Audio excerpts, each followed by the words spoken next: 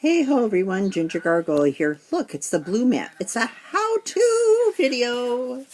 Okay, I'm going to put this down so I can tell exactly where it is I need to do this at. I'm going to show you how to re-ink. I'm going to use my aAchival re-inkers. That's my sepia.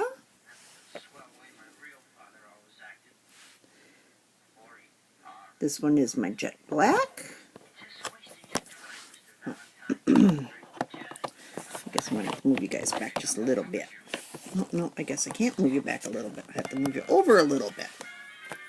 So I need to be able to put my stuff down. Okay. And wait, I've got one more. And I've got my coffee. And then I've got my little mini ink pads. So we need to have the coffee. We need to have the sepia. And we need to have the jet black. I do not have a re-inker for my plum yet. So that's going to have to wait. But my coffee, I've noticed, is getting pretty dried out. I've had these for a little over a year now, and they really need to be re-inked. So let me find the right one. That's my sepia. I want my coffee. I want my coffee. Okay, coffee. Okay, so I like to turn mine and give it a gentle shake because I don't want a lot of bubbles, but I don't want all the ink color at the bottom either. Alright, then you take your lid off, and you can see that these have just this regular little thing.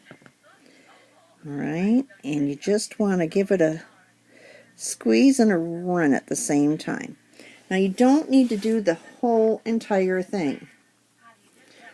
As you saw, I did not do that whole entire thing.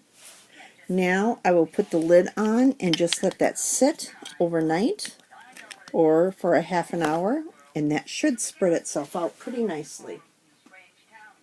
Okay, let's do the black next.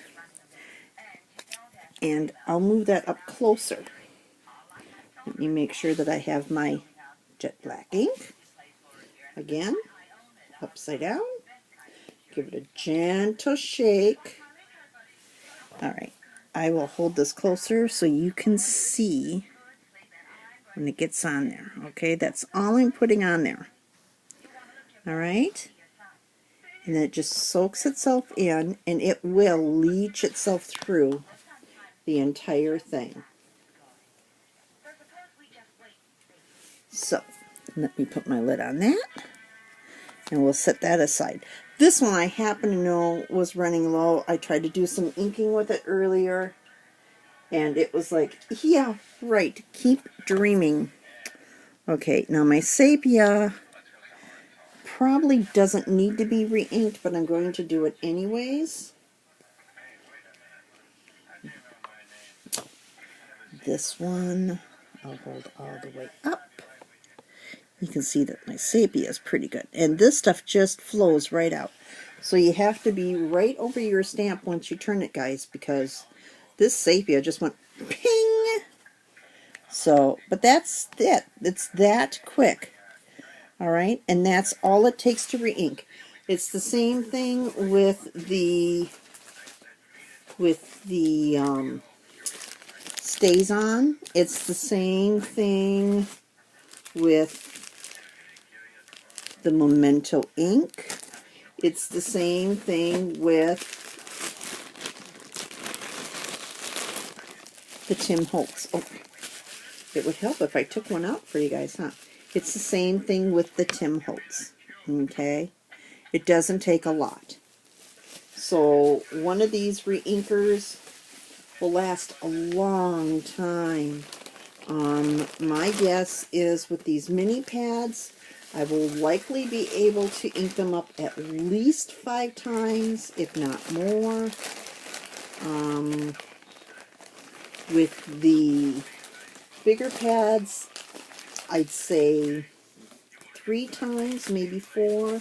I've never had to re-ink my larger pads yet, so I can't really say for sure. The only large pads that I have are Lawn Fawn, my color box, which I don't have re-inkers for. Let's see, what else do I have?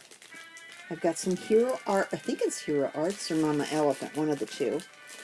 And you'll have to go back in my lists and see what I've got. And then my Tim Holtz Distress inks, the limited ones, those were the regular sized ones. I had purchased those, and then later on I had found that they were releasing those as minis, so I bought the minis. And so there's only 1 pack of the minis that I need left of the new ones, and I can't find my kit number 1, so I need to get a new kit number 1. I can only find, I want to say I can only find 2 of my kits number 1. So, yeah, that's it, guys. That's how you re-ink. And if you over-ink your ink pad, you will, well, besides waste your ink, you'll end up with a lid full of ink. And I'm not going to show that to you because those re-inkers cost like $5 a piece, $4 a piece, and I don't want to waste that. So remember, these re-inkers I did not get for 50% or 53% off. And when I get home at the end of the summer, because it has to wait till the end of the summer, when the cabin gets closed down and my father-in-law stays up at his place, he has cats. I'm allergic to cats. I'm really badly allergic to cats. Like, I can't even talk. So, when that happens, I'll be re-inking my Spectrum Noirs. And so, I'll show you how I do that sort of thing, too. Like I said, I'll probably use 1 dropper for my DRs. I'll use another whole dropper for my CRs. I'll probably use an entirely different dropper for my LGs, and so on and so forth, except for the fluorescents, the FLs, because each one of those is a specific color. There's a specific FL3, which you saw was yellow. Then there's FL2, which I think was the orange one. And then there's an FL1, which I want to say is a red one. Well, instead of running the risk of accidentally getting some of that red and orange inside of my yellow, I will simply use a dropper for each one. So each one is different. Okay, guys, so that's it for now. That's a how-to re-ink your aAchival ink pads. Okay, guys, talk to you later. Bye-bye.